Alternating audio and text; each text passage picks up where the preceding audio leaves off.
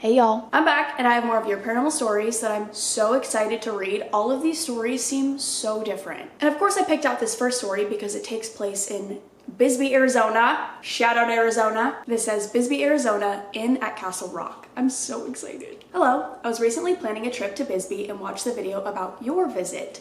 Also, longtime listener to your content, I love it. It reminded me of my last visit to Bisbee about 5 years ago. My son, who was about 12 at the time, my aunt and I planned a trip to Bisbee, Arizona. This was my son's first trip and my first trip that I was old enough to remember. We booked a room at the inn at Castle Rock without really knowing any background stories or information. When we first checked in, we found it a little odd that there was a well, yes, a water well, in the middle of the indoor lobby, but shrugged it off. The decor was quirky. Our room was called Return to Paradise and had a lot of tropical themed decorations. We thought it was funny and were not really bothered by our surroundings. We were just in jovial vacation mode. We went out sightseeing for the day. At night, we returned and decided to hang out on the balcony and watch the nightlife. We were laughing and joking and just having a good time. There was this moment on the balcony where my son was really quiet and staring out into the darkness. I questioned him and he said he thought he saw something but didn't want to elaborate.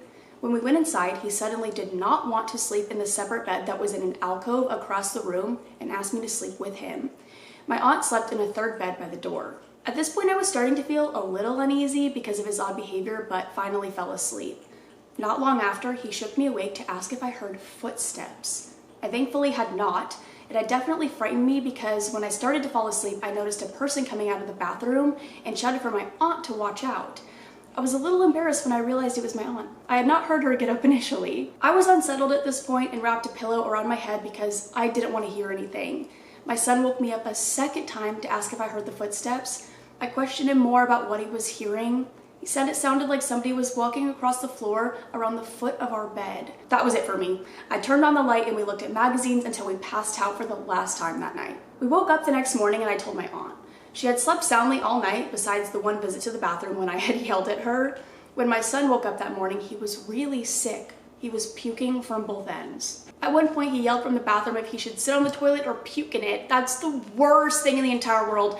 I told him sit and grab the trash can. Sorry, gross, but it was so random. We had shared dinner the night before and he had no indications of any sickness until he woke up.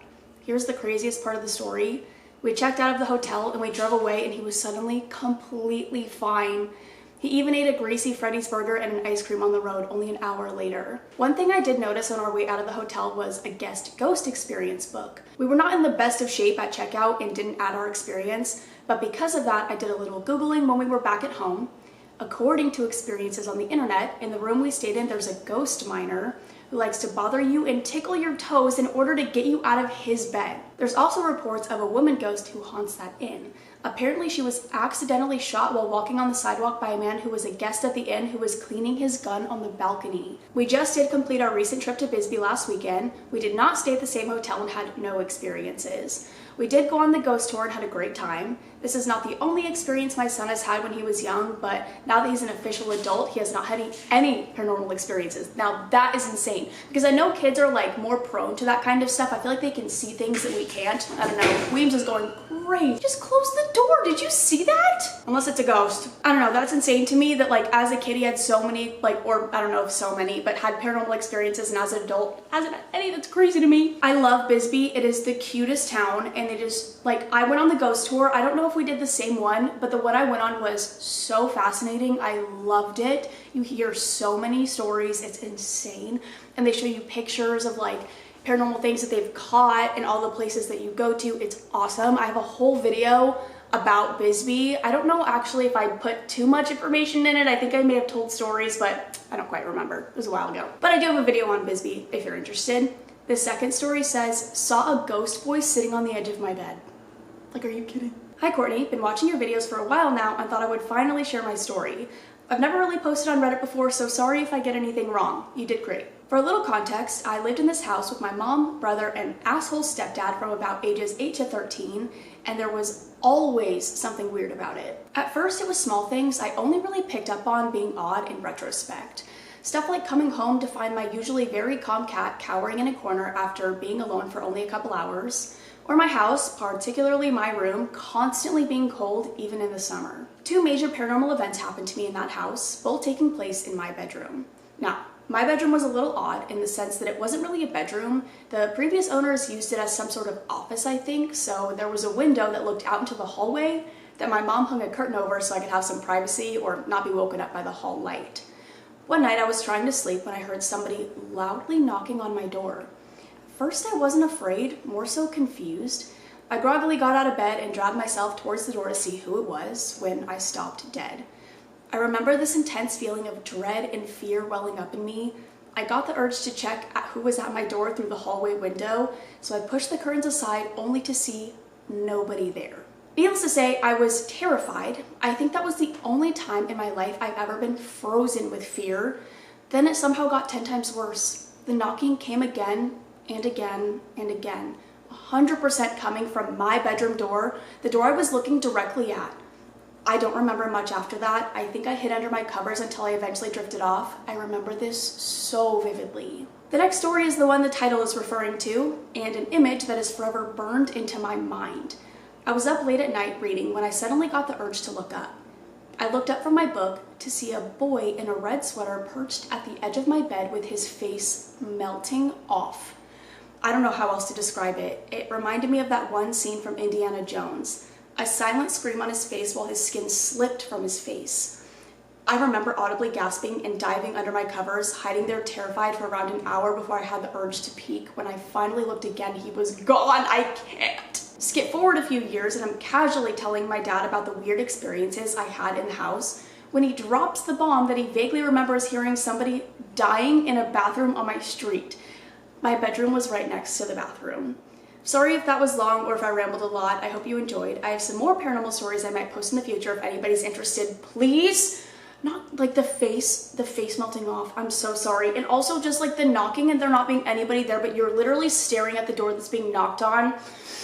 Oh my God, I just can't even imagine. I can't. And then this last one seems really sad. It says, moving into a house of tragedy. This is my first time telling this story online. I get goosebumps every time I talk about it. Disclaimer / trigger warning, this story does mention unaliving oneself. Just thought I should state that. 6 years ago, my friends and I moved into a house where a tragedy occurred a year prior. This story is about the only time I was alone in the house. It was only for about an hour.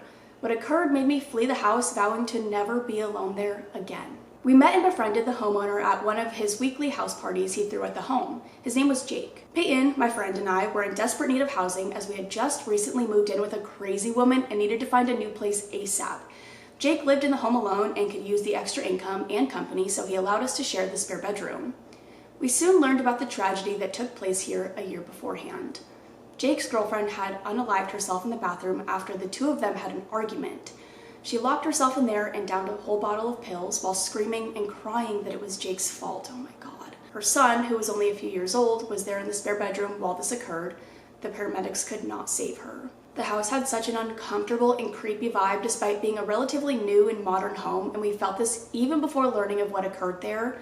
It always felt like we were being watched or as if somebody else was in the room with us. I actually spent the majority of my time in the basement and even slept there on the couch every night instead of the bedroom. The basement was completely void of the uncomfortable, eerie feeling that the main floor had. It was crazy how instant the vibe change was after crossing the door between the two floors. I was never really alone in the home. Peyton and I had similar work schedules and I was his ride to work, so I was usually always with him.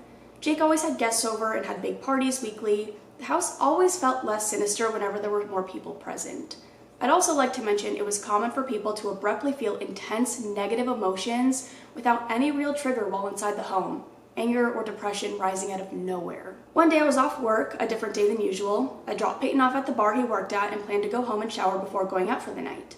The house was eerie on a whole different level while I was alone. I felt like I was being watched and had an overwhelming sense of dread.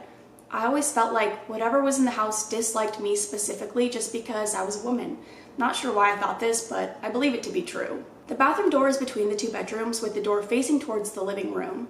I go in there to take my shower, start playing some music, and turn the shower on. Also to note, this is the same bathroom where the tragedy occurred. I was still feeling uneasy, and right before getting into the shower, I hear what sounds like conversation happening from outside the door, like incoherent whispers. I pause my music and listen, and I can still hear it. I put my ear against the door and could hear it a little bit louder. I made sure the bathroom door was locked because that'll definitely protect me from a ghost. turned the shower off, and for a moment I could still hear the whispers until they abruptly stopped. The house was suddenly overwhelmingly silent. I turned the shower and music back on, and I just continue watching the door, waiting for the whispers to continue. They don't. Instead of whispers, I noticed from under the door that there are shadows moving from the light under the door frame. They were inconsistent and felt like shadows from someone walking around. I then did what I always scream at people in horror movies to not do. I literally get on my hands and knees and peek under the door frame. Thankfully, I couldn't see very far underneath and didn't notice anything. I decided to just ignore it for now, take my shower, and get ready so I could leave. As I'm finishing up my shower, suddenly I hear the fire alarm in the dining area go off. I jump out of the shower, put a towel on, and run out to investigate. It was going on for quite a long time. I checked everything. There was no smoke.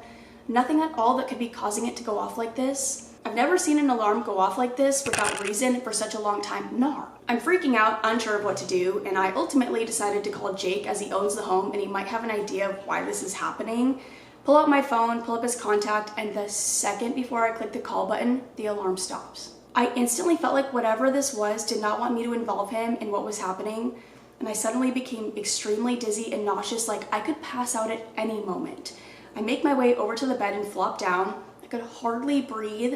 I just laid there for a few minutes, barely able to breathe, with a feeling that somebody was sitting on my chest. After a couple minutes, I was able to get dressed and ran out to the car and immediately left. I never allowed myself to be alone in this house again. Peyton and I moved out a few months later, as us staying there was just supposed to be a temporary solution until we found permanent housing. A year later, Jake also unalived himself in the house. Rest in peace. I think about him often. There were other paranormal experiences within the home, but this story was definitely the most notable. Thank you for reading. Oh my God, you have to be fucking kidding me.